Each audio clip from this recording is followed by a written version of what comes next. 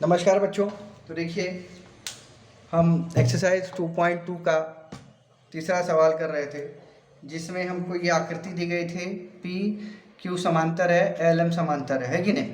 तो उसके आधार पर हमको ए बी सी के मान निकालने थे बच्चों। तो पहले हमने क्या किया, इन दोनों को समांतर लिया, रेखा एल समांतर रेखा एम और पी इनकी तिर्यक रेखा है। तो इन दोनों कोणों के बीच क्या संबंध है बच्चों, बाह्य एकांतर कोण है।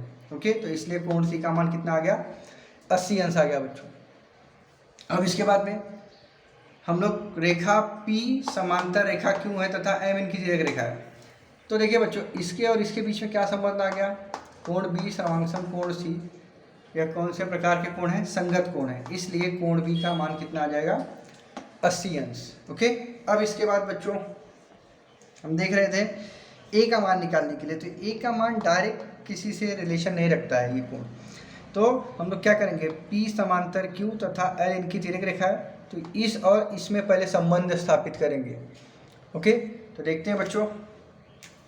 तो कोण D बराबर 80 अंश, कैसे कोण आएंगे, संगत कोण आएंगे, संगत कोण। ओके, तो इसलिए ये भी कितना आ गया, 80 अंश आ गया।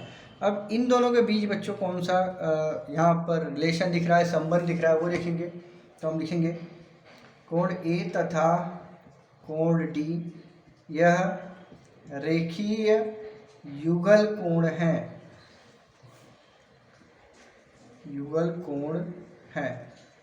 तो इनके बीच में क्या आएगा बच्चों, कोण A तथा कोण D बराबर 180 अंश। रेखीय युगल कोणों के बीच का माप क्या होता है, बीच के रेखीय युगल कोणों के मापों का योगफल क्या होता है, 180 अंश होता है। इसलिए कोण A हमको निकालना है, D का मान हम रख देंगे 80 बराबर 180 अंश। तो कोण A बराबर क्या हो जाएगा, 180 माइनस 80। ओके, तो कोण A बराबर कितना आ जाएगा, 100 अंश। तो इस तरीके से बच्चों अपना ये सवाल कंप्लीट होता है। हमको B का मान आ गया, हमको C का मान मिल गया और हमने A का मान निकाल लिया। ओके बच्चों, तो इस तरीके से हमारा ये सवाल कंप्लीट होता है। और इसका कारण भी लिखना है। कारण जो हमने लिखाया है, देखिए कोण C बराबर 80 अंश कैसे आया, इन दोनों के बीच में बाह्य एकांतर कोण का संबंध है। कोण B बराबर 80 अंश कैसे आया, क्योंकि कोण B और कोण C के बीच में संगत कोण का संबंध है, इसलिए वो कोण B का मान 80 अंश आया। फिर A का मान किसी से भी सीधे सीधे हम मैच नहीं खा रहा था, तो हमने इससे इसका रिलेशन पहले निकाला, D और 80 का है ना। तो कोण D का मान भी क्या हो गया, 80 अंश हो गया। तो उसके बाद हमने रेखीय युगल कोणों की सहायता से A का मान निकाला। चूँकि रेखीय युगल कोणों के मापों का योगफल कितना होता है, 180 अंश होता है, ये आपने छठी में ही पढ़ा रहेगा।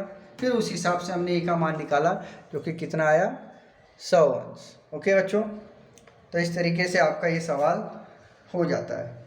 अब आगे देख लेंगे चौथा सवाल बच्चों, टाइम है तो हम इसको देख लेते हैं। देखिए चौथा सवाल क्या दिया गया है, इस तरीके से दिया गया है, A है, B है और उनकी एक तिर्यक रेखा है, क्या, ये X है, ये Y है और ये L है। ये कितना है, 105 अंश। ये क्या है, Z। तो अपने को X Y Z का मान निकालना है। तो इसको देखो बच्चों कैसे हल करेंगे, हल, रेखा A समांतर रेखा B तथा L इनकी तिर्यक रेखा है।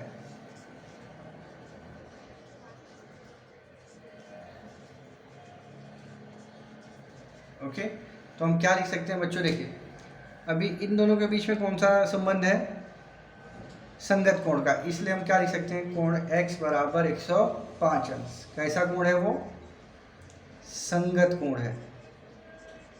ओके, और फिर हम क्या बोल सकते हैं, ये दोनों कोण कैसे हैं, शीर्षाभिमुख कोण है। तो X बराबर कोण Y, सर्वांगसम कोण Y।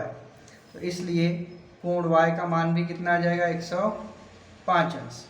कैसे कोण है ये, शीर्षाभिमुख कोण।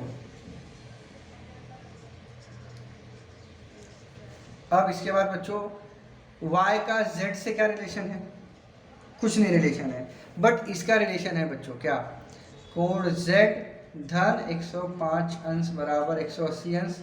ये दोनों किस तरीके के कोण है? रेखीय युगल कोण। इसलिए बच्चों कोण z बराबर क्या हो जाएगा? 180 माइनस 105, कितना आ जाएगा? 75 डिग्री। तो कोण z बराबर कितना आ गया बच्चों?